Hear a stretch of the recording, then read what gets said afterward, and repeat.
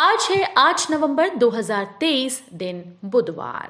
Welcome back to clean news UP. चलिए देखते हैं उत्तर प्रदेश की 25 फटाफट बड़ी खबरों को। इससे पहले आप न्यूज को कहां से देख रहे हैं हमें कमेंट में बताना बिल्कुल ना भूलें। साथ ही हमारे फेसबुक पेज को भी फॉलो करें। फेसबुक पेज का लिंक डिस्क्रिप्शन में दिया गया है। प्रदेश में दिव्यांगों की बढ़ेगी पेंशन, 11 लाख लोगों को होगा फायदा। यूपी में शीघ्र दिव्यांगों की पेंशन 1000 से बढ़कर 1500 रुपए हो जाएगी। इसके लिए दिव्यांगजन विभाग प्रस्ताव तैयार कर रहा है। इसका फायदा प्रदेश के 11 लाख से ज्यादा दिव्यांगजनों को मिलेगा। प्रदेश के पिछड़ा वर्ग और दिव्यांगजन कल्याण मंत्री नरेंद्र कश्यप ने बताया कि पेंशन बढ़ाने पर विचार किया जा रहा है। यूपी के इन जिलों में विकास कार्यों को रफ्तार देगी योगी सरकार। 153.17 करोड़ की पहली किस्त जारी। योगी सरकार ने अब पंडित दीनदयाल उपाध्याय योजना के अंतर्गत प्रदेश के 29 से ज्यादा जिलों में चिन्हित 407 विकास कार्यों को पूरा करने जा रही है। इसी क्रम में कुल 198.93 करोड़ रुपए में से 153.17 करोड़ रुपए की पहली किस्त की वित्तीय स्वीकृति दे दी गई। इसके साथ ही सड़कों के कायाकल्प को लेकर लगातार प्रयास कर रही है। प्रदेश के स्टेट व नेशनल हाईवे पर मरम्मत और दुरुस्तीकरण के कार्यों के साथ ही प्रदेश के विभिन्न शहरों को जोड़ने वाले संपर्क मार्गों पर भी मरम्मत का कार्य जारी है। अब प्रयागराज तक चलेगी गोरखपुर से लखनऊ वाली वंदे भारत एक्सप्रेस। गोरखपुर से प्रयागराज तक वंदे भारत चलाने का रास्ता साफ हो गया। गोरखपुर लखनऊ वंदे भारत को प्रयागराज तक बढ़ाने के लिए तैयारियां पूरी हो गईं। 9 नवंबर को हरी झंडी दिखाई जा सकती है। सूत्रों के अनुसार वंदे भारत के प्रयागराज विस्तार का शुभारंभ दिल्ली से रेल मंत्री कर सकते हैं। वंदे भारत लखनऊ से प्रयागराज के बीच रायबरेली और फाफामऊ के रास्ते चलाई जाएगी। गोवंश संवर्धन के लिए ब्राजील करेगा यूपी की मदद। सीएम योगी की मौजूदगी में हुआ एमओयू। प्रदेश के डेयरी सेक्टर को बड़ा औद्योगिक स्वरूप देने के लिए मुख्यमंत्री योगी आदित्यनाथ के प्रयासों को सोमवार को बड़ी सफलता मिली। ब्राजील की 2 बड़ी कंपनीज ने प्रदेश की आनंदा डेयरी के साथ मिलकर पोषण युक्त पशु चारा निर्माण और गौवंश नस्ल सुधार के लिए एक साथ मिलकर काम करने का निर्णय लिया। बीते दिसंबर 2022 में global investor summit road show के दौरान ब्राजील गई टीम यूपी के साथ हुई बातचीत के बाद अब इसे क्रियान्वित किया जा रहा है। धनतेरस से दिवाली तक यूपी के लोगों को मिलेगी ये सुविधा। सीएम योगी ने दिया निर्देश। योगी सरकार धनतेरस से दिवाली तक के लिए यूपी के लोगों के लिए एक सुविधा देने जा रही है। इसके लिए सीएम योगी ने अफसरों को भी निर्देश जारी कर दिए हैं। दरअसल बिजली उपभोक्ताओं को धनतेरस से लेकर दीपावली तक 24 घंटे बिजली मिलेगी। पावर कॉर्पोरेशन ने इसके लिए कंट्रोल रूम स्थापित किए। मुख्यमंत्री योगी आदित्यनाथ ने प्रदेशवासियों को निर्बाध बिजली देने के लिए अधिकारियों को 24 घंटे मॉनिटरिंग करने के निर्देश दिए। दिवाली से पहले यूपी के बिजली बकायेदारों को बड़ा तोहफा। योगी सरकार लाई ओटीएस योजना। उत्तर प्रदेश की सरकार बिजली उपभोक्ताओं को बड़ी राहत देने के मूड में है। प्रदेश के बिजली उपभोक्ताओं के लिए ऊर्जा विभाग ने एक मुश्त समाधान योजना लागू की। इसके तहत घरेलू उपभोक्ताओं को 15 दिसंबर तक बकाया राशि जमा करने पर ब्याज में 100% की छूट दी जाएगी। एक मुश्त समाधान योजना का सबसे बड़ा फायदा केस्को के उन उपभोक्ताओं को होगा जिनका काफी पुराना बकाया सरचार्ज समेत कई गुना ज्यादा हो गया है। गाय गणना करेगी योगी सरकार। 3 कैटेगरी में होगी गिनती, ये है असली मकसद। योगी आदित्यनाथ सरकार यूपी में गायों की गणना कराने जा रही है। ये गणना 3 कैटेगरी में होगी। पशुपालकों के पास बेसहारा पशुओं, काना, उपवन और सड़कों पर ये छोड़ गए पशुओं की गिनती की जाएगी।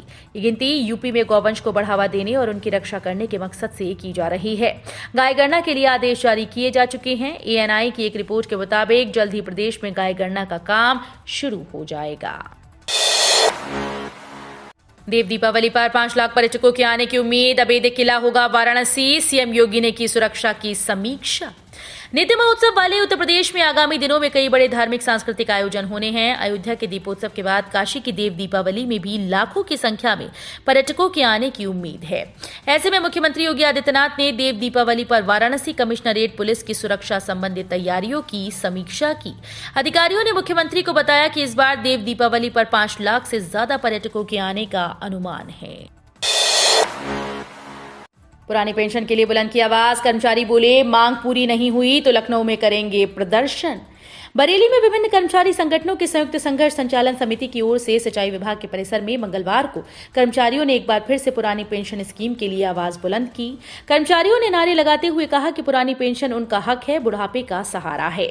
संघर्ष समिति के जिला अध्यक्ष आशीष कुमार गंगवार ने बताया कि अगर पुरानी पेंशन स्कीम के बारे में सरकार ध्यान नहीं देती तो जनवरी 2024 में उत्तर प्रदेश के तमाम कर्मचारी और शिक्षक लखनऊ में विधानसभा भवन के बाहर जुटेंगे और प्रदर्शन करेंगे। अलीगढ़ का जल्द बदलेगा नाम, कानपुर में एयरफोर्स अधिकारी पर पालतू कुत्ते का हमला। अलीगढ़ जिले का नाम जल्द बदल सकता है। ऐसा हुआ तो इसे अलीगढ़ की बजाय हरिगढ़ के नाम से जाना जाएगा।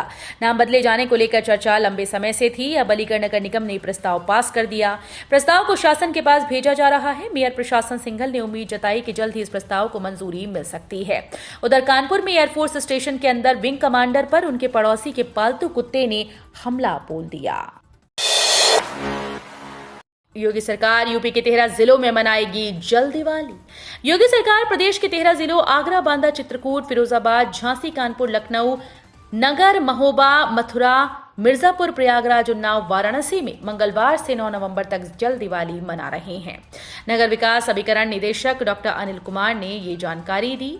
उन्होंने बताया कि पानी के लिए महिलाओं के लिए पानी के इस आयोजन में स्वयं सहायता समूहों की महिला सदस्यों को वाटर ट्रीटमेंट प्लांट का भ्रमण कराकर वहां होने वाले पानी के ट्रीटमेंट के बारे में जानकारी दिलाई जाएगी।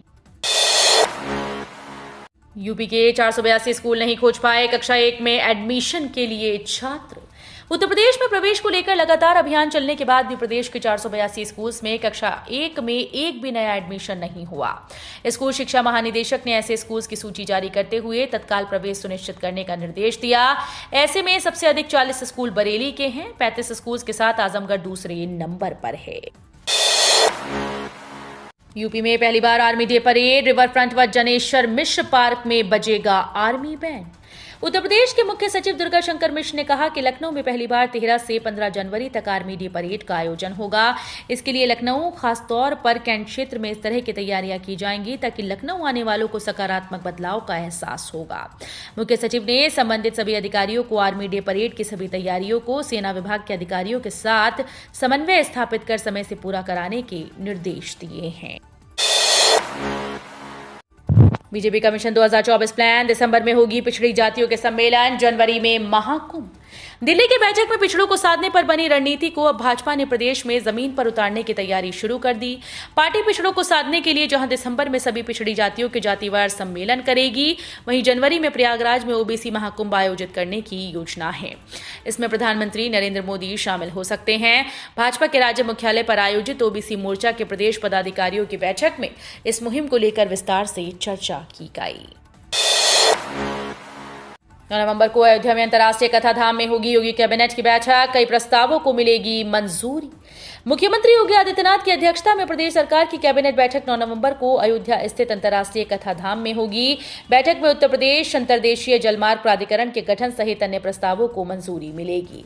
मुख्यमंत्री योगी की पहल पर अयोध्या में 11 अक्टूबर को होने वाले दीपोत्सव से पहले रामनगरी में कैबिनेट बैठक का आयोजन किया जा रहा है। 22 जनवरी को राम मंदिर में होने वाले रामलला के प्राण प्रतिष्ठा समारोह से पहले अयोध्या में कैबिनेट बैठक को महत्वपूर्ण माना जा रहा है। गौतम बुद्ध नगर के स्कूल क्लोज, फिर भी पढ़ाई अगले 3 दिन ऑनलाइन मोड। गौतम बुद्ध नगर में बढ़ते प्रदूषण को देखते हुए 10वीं तक के स्कूल्स को बंद करने का आदेश जिला प्रशासन ने जारी कर दिया। आपको बता दें कि नोएडा और ग्रेटर नोएडा में इन दिनों प्रदूषण का स्तर गंभीर श्रेणी में है। ऐसे में पेरेंट्स अपने बच्चों को स्कूल भेजने से कतरा रहे हैं। दिल्ली में पहले ही स्कूल्स को बढ़ते प्रदूषण को देखते हुए बंद कर दिया गया, लेकिन बच्चे अब घर से ऑनलाइन क्लास के माध्यम से पढ़ाई करेंगे। आनंद नगर घुगली रेल लाइन के लिए भूमि अधिग्रहण में तेजी लाने के निर्देश। केंद्रीय वित्त राज्य मंत्री पंकज चौधरी ने पूर्वोत्तर रेलवे की जीएम सौम्या माथुर और अन्य वरिष्ठ रेल अधिकारियों के साथ आनंद नगर घुगली वाया महाराजगंज नई रेल लाइन परियोजना की प्रगति की समीक्षा की। मंत्री ने इस नई रेल लाइन निर्माण के लिए भूमि अधिग्रहण कार्य में तेजी लाने का निर्देश दिया। रेलवे गेस्ट हाउस में आयोजित समीक्षा बैठक में जीएम ने मंत्री को बताया कि 52.70 किलोमीटर लंबी इस नई लाइन निर्माण परियोजना को 958.27 करोड़ रुपए की स्वीकृति प्रदान की गई। माटक के पकड़े जाने के बाद रेलवे की क्षेत्रीय परामर्शदात्री समितियां भंग, रेलवे बोर्ड कराएगा सत्यापन। उत्तर रेलवे का जोनल सदस्य बनकर ठगी के मामले में अनूप चौधरी की गिरफ्तारी के बाद उत्तर रेलवे की क्षेत्रीय रेल उपयोगकर्ता परामर्शदात्री समितियों को भंग कर दिया गया। वहीं अन्य जोन और मंडल में भी इसकी तैयारियां चल रही हैं। समिति में शामिल लोगों का नए सिरे से सत्यापन किया जा रहा है। पूर्वोत्तर रेलवे की क्षेत्रीय रेल उपयोगकर्ता परामर्शदात्री समिति गोरखपुर भी समय पूरा होने से पहले ही भंग हो गई। 36 परिवारों के 310 लोगों ने ईसाईयत को त्याग सनातन धर्म में की घर वापसी, सौंपी गई हनुमान चालीसा। देश में एक बड़ा बदलाव देखने को मिल रहा है। बदलाव ये कि वे हिंदू जो कभी किसी दबाव या लालच के वश में आकर किसी न किसी पंथ में चले गए थे, अब वापस सनातन धर्म में घर वापसी करने लगे हैं। इस क्रम में उत्तर प्रदेश के जौनपुर जिले में ईसाई बने 310 लोगों ने सनातन धर्म में वापसी की। घर वापसी वाले लोग बरसठी इलाके के सरसरा गांव के बताए जा रहे हैं। लोगों की हिंदू धर्म में घर वापसी के बरसठी ब्लॉक रेलवे स्टेशन के करीब आयोजित एक कार्यक्रम के दौरान 36 परिवारों के 310 लोगों ने एक साथ हिंदू धर्म को अपनाया। बद्र मस्जिद शिफ्ट करने का काम रुका। स्थानांतरण के लिए राम मंदिर ट्रस्ट से किया गया था एग्रीमेंट।